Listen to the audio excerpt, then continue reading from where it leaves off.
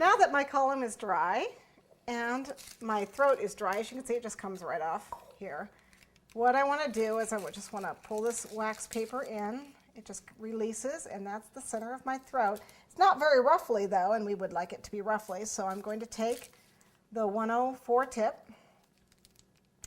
and I'm going to attach it and just ruffle around the edge of this petal.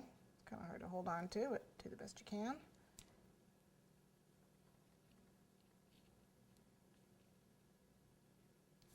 Okay, just like that.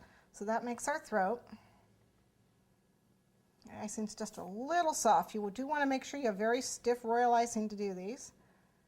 And then if you want to brush the join in, you certainly can. Where it joins here. Just brush it in. So you got a nice neat join there on the inside. Okay.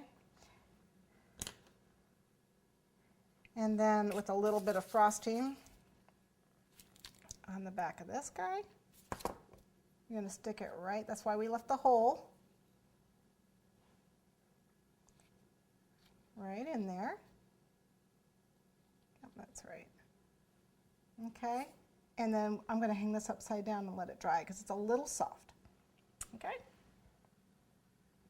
Okay, at this point you can see that we're all dry here.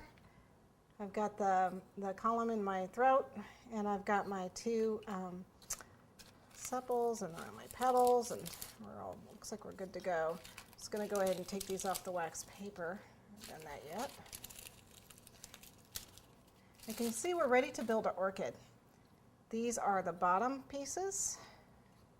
The one that lays straight is the top, and then these are the two sides. I guess it's upside down for you. Here, let's turn it around so you can see it. There we go, and then this is the center. Now what we need to do is we actually have to cover all these wires with floral tape, and so I have some floral tape that I've cut into strips, and you pull it to activate it, to make it sticky.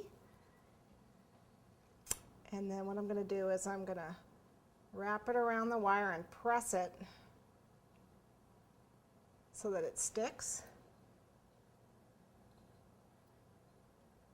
Press it with my fingers,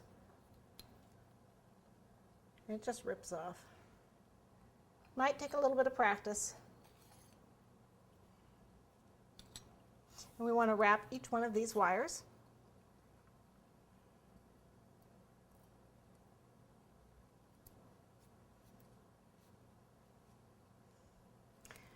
We can color our flowers with either petal dusts. It's kind of, it will stick to the royal, but it's very pastel. Or we can actually stripe our bag with food color and do it that way.